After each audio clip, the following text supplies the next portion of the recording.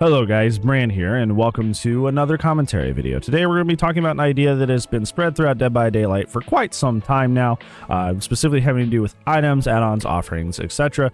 This idea being the idea of a trading shop. So right now, in terms of blood points, all you can do is buy things with your blood points, and once your blood points are spent, that is essentially it. That is the end of the story. You get whatever items you get, and you just go play more games, get more blood points, and spend that on new items, new add-ons, new offerings, etc. However, and it's been proposed for quite some time that this should end up being a two-way street, that you should be able to sell these items, add-ons, and offerings depending on what side you're on. And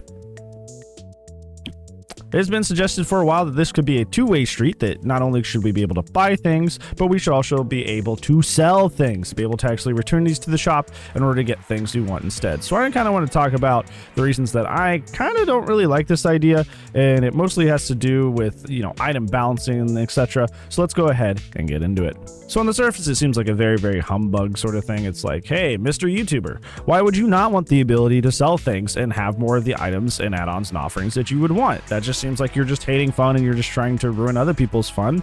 That's just, you just don't understand how it is out here and stuff like that, the usual comments that I get sometimes.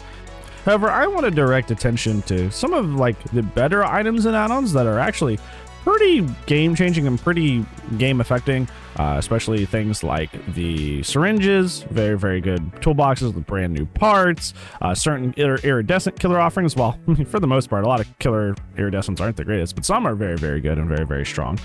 When you look at these items, these add-ons, these offerings, it's very clear that the rating system is there for a reason. Every Friday at twitch.tv/TheMrHeadache, we do open lobbies, which you're more than welcome to join. You don't have to be followed. You don't have to be subbed. You just gotta not be a jerk. We had a match that happened on Friday that literally changed the entire face of the game because of one use of syringe. Literally one use of syringe. One of my viewers was kind enough to take chase early against a Death Slinger on Cold Tower, and was juicing the heck out of him.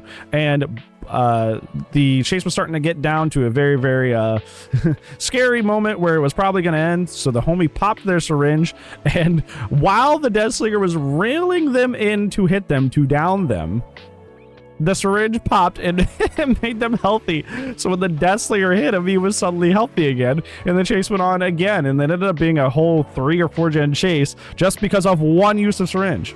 So we basically almost completely won that entire game based off one use of syringe. Just one. Imagine if multiple of us had that. That is absolutely crazy. Absolutely crazy.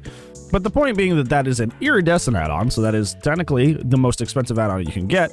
However, it's already kind of easy to get because the rarity system was kind of designed inherently to try and balance out the presence of items and offerings and add-ons that are super, super strong in the world of Dead by Daylight, in the matches of Dead by Daylight, by just having them be super expensive. So ergo, their presence is less felt, that you don't see them as in as many matches as usual.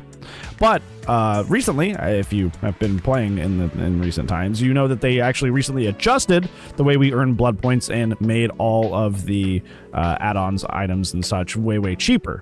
So the blood point spending has been cheaper than it's ever been. The grind has been easier than it's ever been. So that's why, as of recent time playing DBD, you have seen way, way, way more in the terms of brand new parts, syringes, and stuff like that, is because, well, literally recently they changed the pricing of all the items to be way, way, way cheaper. So now we've had a higher influx of the more expensive items that you don't typically see as nearly as commonly because, well, they're just simply cheaper to have and simply cheaper to achieve. So there has already been kind of an inflation when it comes to the amount of really strong and impressive items in Dead by Daylight just based on that blood point thing alone.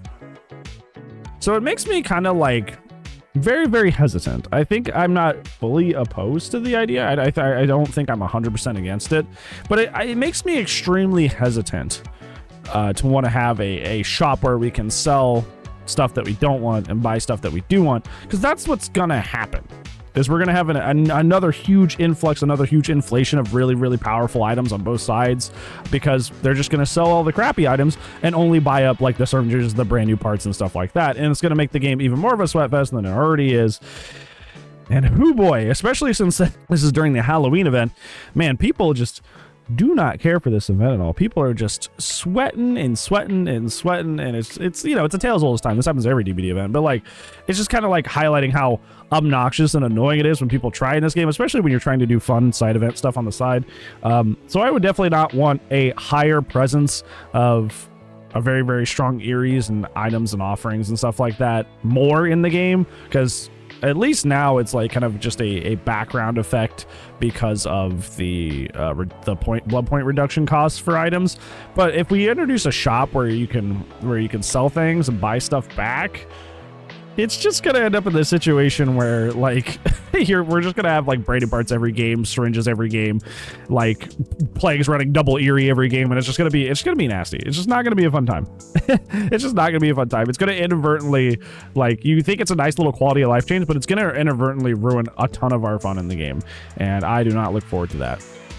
I have heard some people suggest that they make it to where you can just sell the items, but you can't pick and buy items.